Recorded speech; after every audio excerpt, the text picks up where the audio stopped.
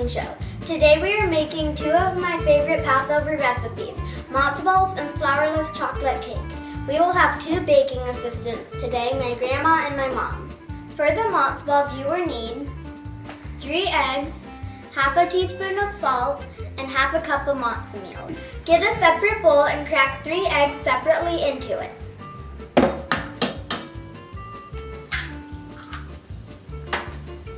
Then pour it into the bowl.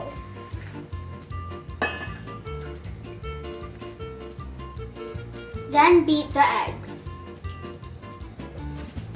Pour half a cup of matzo meal into a measuring cup.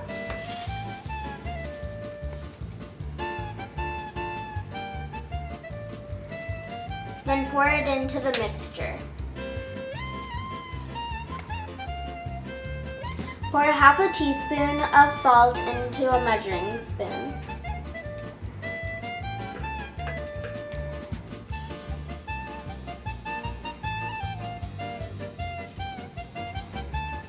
Then pour it into the mixture. Then mix it all together. Cover the mixture with saran wrap and put it in the fridge for an hour. Bring a stock pot full of water to a rolling boil. Do this before you form the matzo balls. After you put them in the boiling water, you let them boil for 45 minutes, and then they will be done. Turn the heat off, and then take a slotted spoon in another bowl and pick up 1 matzo ball. Let the water drain out, and then put it into the bowl. Do that with the rest of the matzo balls. You can add the matzo balls to a chicken soup later with some salt, but I like to just eat it plain with the salt.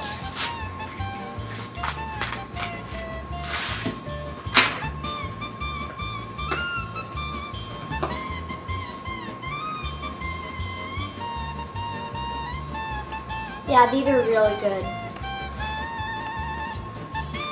Now we're going to move on to the flourless chocolate cake. For the flourless chocolate cake, you will need 16 ounces of chocolate, 1 cup brown sugar, half a cup of sugar, a 1/4 teaspoon of salt, 3 teaspoons espresso powder, 3/4 cup hot water, 1 cup unsalted butter room temperature, cut into pieces, a 1/4 cup of cocoa powder, 8 eggs room temperature, 1 tablespoon vanilla extract, and 1 teaspoon almond extract. Okay, so Bree, we're gonna bake this into a springform pan. So we're gonna take this part off and cut a circle out of parchment paper, and then we have to butter it. So one of the easiest ways to butter it. Could we get this on pan? You ruined it. So one of the easiest ways to butter it is to take the butter wrapper that we just used for the butter and just wipe it on the parchment paper. And I always like to do both sides because it makes it really easy to get it off of the chocolate cake then. Okay? Here's how you do it. You put the springform pan with the fan in the middle, and then you're going to close it. You're going to make sure that it fits on, and then the parchment paper is on. Step 1, preheat the oven to 350 degrees.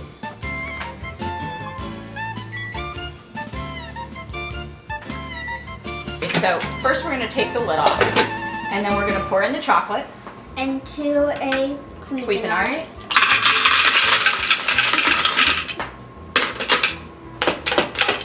And you want to add both sugars. So there's the brown sugar,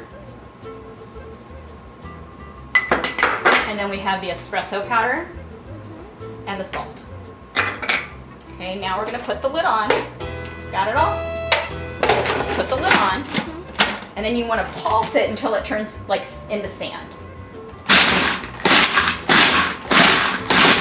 Kids, do not put your finger in the Cuisinart.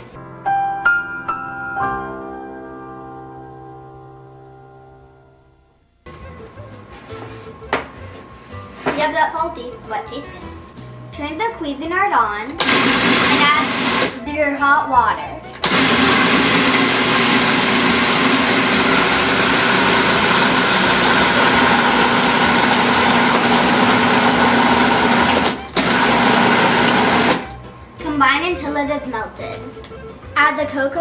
in all the butter and pulp until it is combined.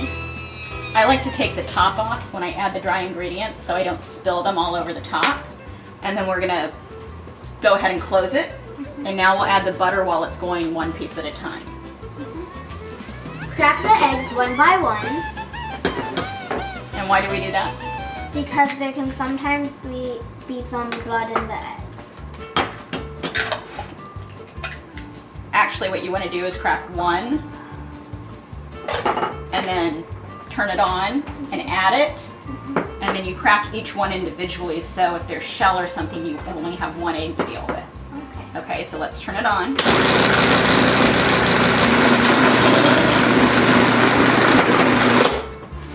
And then while it's on, I'm going to crack each egg and pour it in for you.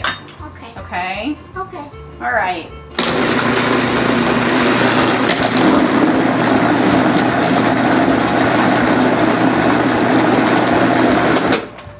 So we have the springform pan on a cookie sheet in case anything leaks out, or you could wrap it with foil. And now we're gonna take the batter off and pour it in. Just wanna pour it straight in the middle.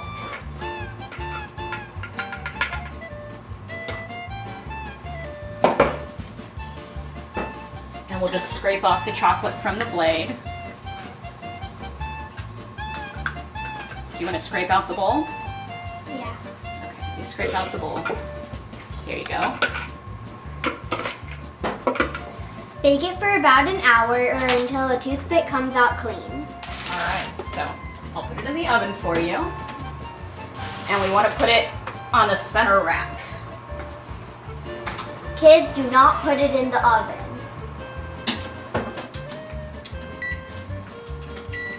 There we go.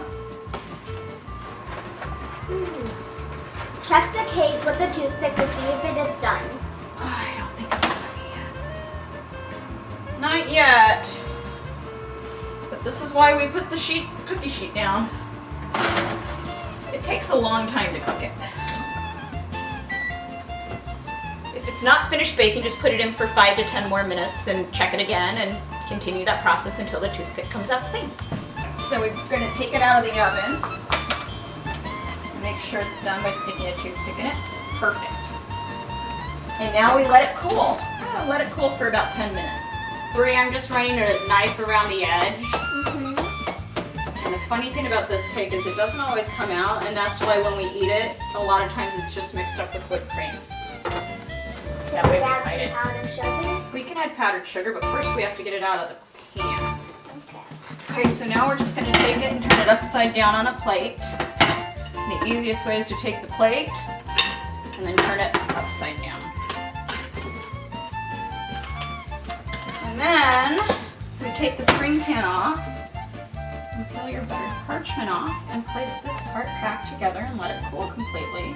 And then we'll refrigerate it and it's done. It's ooey gooey chocolate cake. Alright, Bree. Where it got stuck. You can froth the cake, but I like to use powdered sugar.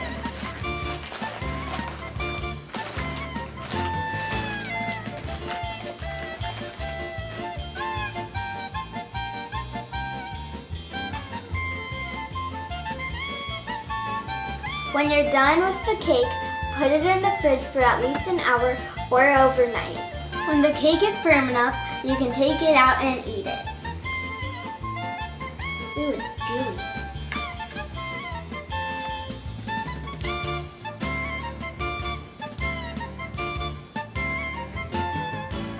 Thank you both for being on the cooking show. You're welcome. Thanks for having me. My pleasure.